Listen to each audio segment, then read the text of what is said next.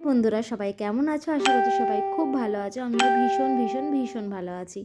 তো আবার একটা শান্তিনিকেতনে একদম লাস্ট পার্ট নিয়ে চলে আসলাম। এটাই হলো আমাদের শান্তিনিকেতনের একদম লাস্ট ভিডিও। চলে এসেছি, কিন্তু বেশ কয়েকদিন হয়ে গেছে, তারপরে আরও অনেক কিছু হয়ে গেছে। সেই ভিডিওগুলো তোমাদের সঙ্গে শেয়ার করব, কিন্তু যেহেতু একটু আমার দেরি হয়, 2-3 দিন করে লেট হয় ভিডিও আপলোড দিতে, এই জন্য অনেকটা দেরি হয়ে গেল। কিন্তু দেরি হলেও কি প্রত্যেকটা ভিডিও আমি পার্ট টু পার্ট শেয়ার করছি। আশা করছি তোমাদের ভালো লাগছে। আর যদি ভালো লাগে প্লিজ প্লিজ একটা লাইক আর একটা কমেন্ট করে দিও। তো আগের ভিডিওতে আমি শেয়ার করেছিলাম সকাল থেকে আমরা কি করলাম।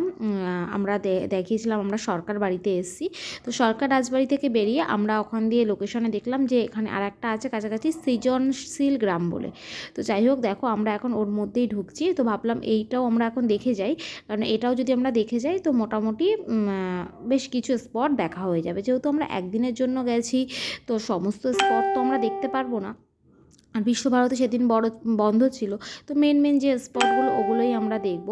তো সরকার রাজবাড়ি, কোপাই নদী, এগুলো তো আমাদের দেখা হয়ে গেছে।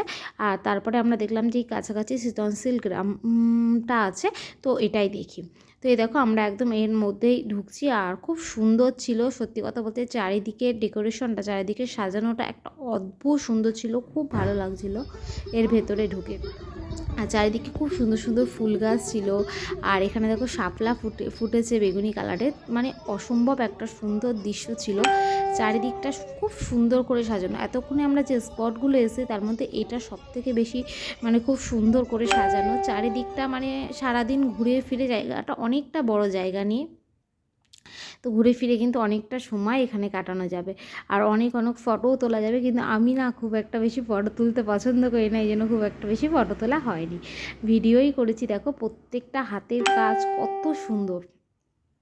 আমি ঘুরে ঘুরে দেখছিলাম আর তোমাদের দাদা ভিডিও করছিল। আসল কথা, দু চোখে দেখতে না খুব ভালো লাগে, তখন আর ভিডিও করতে ইচ্ছা করে না। আর আমি সত্যি বলতে ভিডিও করি না, যেই ভিডিওগুলো করা সমস্ত কিছুই তোমাদের দাদাভাই করে দেয়। আর এখানে দেখো একটা ছোট্ট হাট বসেছিল, আমরা এখানেও জিনিসপত্র দেখছিলাম। আর এই ঘরটা দেখেছো, এই ঘরের দেয়ালটা কি সুন্দর, নকশাগুলো কি সুন্দর কারুকার্য করা না। চারিদিকটা অনেকটা বড় জায়গা, আমাদের কিন্তু বেশ অনেকটা সময় লেগে গেছিলো জানো, অনেকটা সময় লেগে গেছিলো এটা ঘুরে দেখতে। কারণ সত্যি বলতে জায়গাটা অসম্ভব সুন্দর। আর আমাদের হাতে যেহেতু সময় কম ছিল, নাহলে আমরা আরও অনেকটা সময় এই জায়গাটাতে কাটাতাম। যেহেতু একটু সময় কম ছিল, তো একটু তাড়াহুড়োর মধ্যেই আমরা অবশ্যই জায়গাগুলো দেখেছি। তাড়াহুড়োর মধ্যে দেখলেও প্রত্যেকটা জায়গা মানে খুবই ভালো লেগেছে আমার, খুবই সুন্দর লেগেছে। যতগুলো স্পট দেখেছি প্রত্যেকটা স্পটই খুব সুন্দর। শান্তিনিকেতন জাস্ট এক কথায় অসাধারণ। যারা একটু শান্ত নিরিবিলি পরিবেশ পছন্দ করো, তো তাদের জন্য একদিনের জন্য ঘুরে আসার জন্য, 1 থেকে 2 দিনের জন্য ঘুরে আসার জন্য শান্তিনিকেতন একদম বেস্ট। খুবই সুন্দর জায়গা। আর আসল কথা, এই জায়গাটা গেলে না মনে একটা অন্যরকম অনুভূতি হয়। ঠিক কেমন হয় সেটা বলে প্রকাশ করা যাবে না। আর এখানে দেখো, এখানে সাঁওতাল নাচ চলছে।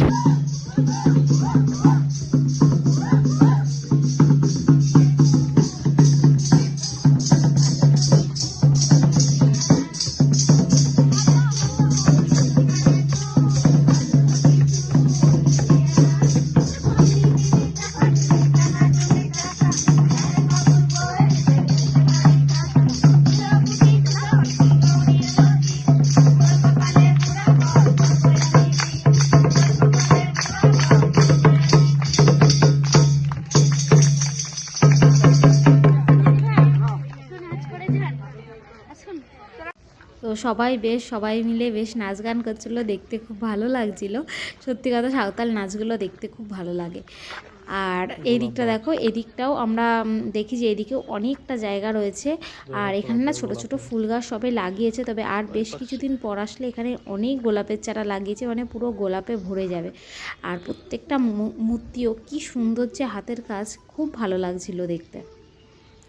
তো এখন আমরা এখান থেকে বেরিয়ে সোজা চলে যাব একদম হোটেলে, কারণ এখন বেলা অনেকটা হয়, প্রায় 10টা বেজে গেছে। আমাদের আবার 11:30টার মধ্যে চেক আউট করতে হবে। এই জন্য তোমার দাদাভাই বললো যে আর কোথাও ঘুরবো না, এটাই লাস্ট স্পট ঘুরে আমরা হোটেলে চলে যাবো, কারণ সকালতে এখনও কিছু খাওয়া দাওয়া হয়নি, তো পেটে একদম ডন মারছে।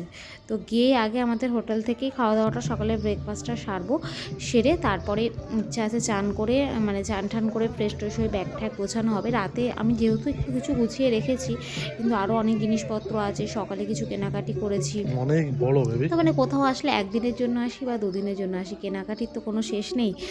আর সবার জন্য টুকটাক কিছু না কিছু কিনেছি। তো গিয়ে সেগুলো গোছগাছ করতে হবে, করে খুব এটা তাড়াতাড়ি দেখো কি ঝটপট দারুণ। বেরাতে হবে। তো চলো এখন মইন, মোটামুটি এই স্পটটা আমি পুরোটা তোমাদের ঘুরিয়ে দেখালাম। পুরোটাই ভিডিও করেছিলাম। আসল কথা এত সুন্দর ছিল তাই আমি একটু স্কিপ করিনি, যতটা আমি পুরোটা ঘুরেছি তো পুরোটাই তোমাদের সঙ্গে শেয়ার করলাম। তোমরা যারা গেছো আশা করি তোমাদেরও খুব ভালো লেগেছে, আর যারা যাওনি তো একবার যেও, অবশ্যই কিন্তু তোমাদের ভালো লাগবে। তো এই দেখো আমি এখন চলে এসেছি আমাদের একদম শকুন্তলা রিসর্টে, মানে আমাদের রিসর্টে। আর সকালে আমরা ব্রেকফাস্ট অর্ডার করেছিলাম, একটা বাটার টোস্ট, একটা ডিম টোস্ট। তো সকালে ব্রেকফাস্টটা খারাপ ছিল না, সকালে ব্রেকফাস্টটা ভালোই ছিল। তো এখানে এখন চলো আমরা খাওয়া দাওয়া করে নিই। খাওয়া দাওয়া করে একদম, আর উপর থেকে দেখো আমরা একদম মানে উপরে বসে খাচ্ছিলাম, উপর থেকে কিন্তু আমাদের রিসর্টটা খুব সুন্দর লাগছিল। তো চলো একেবারে খাওয়া দাওয়া করে রুমে গিয়ে ফ্রেশ হয়ে তারপর তোমাদের সাথে কথা হচ্ছে। তো এই যে আমি রুমে এসে ঝটাপট করে স্নান করে নিয়েছি। এই দেখো এই লাল রঙের কুর্তিটা পরেছি। তো ভাবলাম একটু কঙ্কালীতলা মন্দিরে যাব, তো চুড়িদারই পরি। তো একদম চুড়িদার পরে একদম রেডি হয়ে নিয়েছি। আর এদিকে তোমাদের দাদাও চান টান করে একদম রেডি হয়ে গেছে। আর ও সমস্ত কিছু মানে তুলে দেখে নিচ্ছে কোনো জিনিস বাকি রয়ে গেল কি না, কারণ কোনো কিছু যদি ফেলিয়ে রেখে আসি তো পরে তো আর সেটা যাওয়া সম্ভব না। এই জন্য ও সমস্ত কিছু গোছগাছ মানে দেখে নিচ্ছে। আর আমার গোছগাছ মোটামুটি সব হয়ে গেছে, গোছগাছ কমপ্লিট। শুধু এই টিফিন কারি আর কয়েকটা জিনিস বাদ ভরলেই গোছগাছ কমপ্লিট। গামছাটা পরে নাও।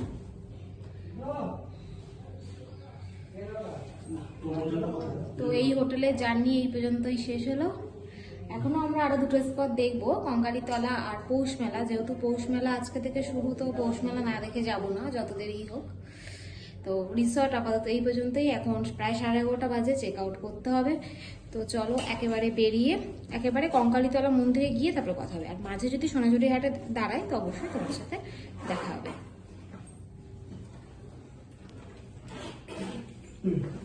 মিস করবো, তুমি একা আছো, ভালো থাকবা, সুস্থ থাকবা। একেও মেরে না দেয়, কারণ অনেকে পছন্দ করে না। চল কারো ও এত ও দেখিও না কারো। এই দেখো আমরা পৌষ মেলায় চলে এসেছি। হ্যাঁ, তবে কঙ্কালীতলা মন্দিরে যাওয়ার খুব ইচ্ছে ছিল, কিন্তু রাস্তায় প্রচণ্ড জ্যাম। যেহেতু আজকে পৌষ মেলা, তো তোমাদের দাদাভাই বললো রিয়া আমরা যদি আরও এখন কোথাও যেতে চাই তো অনেকটা ভিড় হয়ে যাবে, আর আমরা পৌষ মেলাও দেখতে পারবো না। আর প্রচণ্ড গাড়ি ঘোড়া ঢুকছে, তো খুব জ্যাম হয়ে যাবে, আমাদের আস্তে আস্তে অনেকটা লেট হয়ে যাবে। তো ভাবলাম ঠিক আছে, হয়তো ভগবান চায়নি আমরা আজকে মন্দিরে যাই, তো আর যাওয়া হবে না। তো তারপরে আমরা চলে এসেছিলাম পৌষ মেলায়, গাড়িটা পার্কিংয়ে রেখে। তো এই প্রথম জীবনে আমার এত বড় মেলা দেখা, এত বড় মেলা যেটা আমি দেখে শেষ করতে পারিনি। আর হয়তো একটু তাড়াহুড়ো ছিল বলে আরও শেষ করতে পারিনি, নাহলে করতাম। তো এখান থেকে আমরা বেশ কিছু জিনিস কেনাকাটি করেছি, একটা সোয়েটার, একটা ব্যাগ, একটা কুর্তি, এরকম টুকটাক অনেক কিছু কেনাকাটি করেছি। আর এই ব্যাগটাও নিচ্ছিলাম আমার দিদার জন্য। এত সুন্দর। তো মানে ওখানে যাদের জন্য কিনেছি, আর কিছু জিনিস বাকি রেখেছিলাম যে পৌষ মেলায় কী আছে সেখান থেকে দেখে জিনিসগুলো কিনবো। তো এখান থেকে সেই জিনিসপত্রগুলো কেনাকাটি করছি। আর সত্যি বলতে খুবই সস্তার মধ্যে খুবই ভালো জিনিস। আমি একটা সোয়েটার নিয়েছি, মাত্র 200 টাকা নিয়েছে। সোয়েটারটা এত ভালো, আর এত ভালো গরম হয় শীতের জন্য, একদম বেস্ট। মেলাটা কিন্তু তখনও পুরোপুরি বসেছিল না, কারণ একদম আমরা সকাল সকাল গেছিলাম। আর আজকে থেকে যেহেতু পৌষ মেলাটা শুরু, তবে সত্যি কথা শান্তিনিকেতনে পৌষ মেলা অসাধারণ, বিশাল বড় আর খুবই সুন্দর। তো পৌষ মেলা দেখে আমরা খুবই টায়ার্ড হয়ে গেছি, আর আমরা একটা জায়গায় বসে নিয়েছি একটু, কারণ এখন আমরা রওনা দেব। আর এই পর্যন্তই ছিল আমাদের শান্তিনিকেতনের ব্লগ। আশা করি তোমাদের ভালো লেগেছে। লাগে প্লিজ একটা লাইক, একটা কমেন্ট করে আর চ্যানেলটাকে সাবস্ক্রাইব করে পাশে থেকো। টাটা।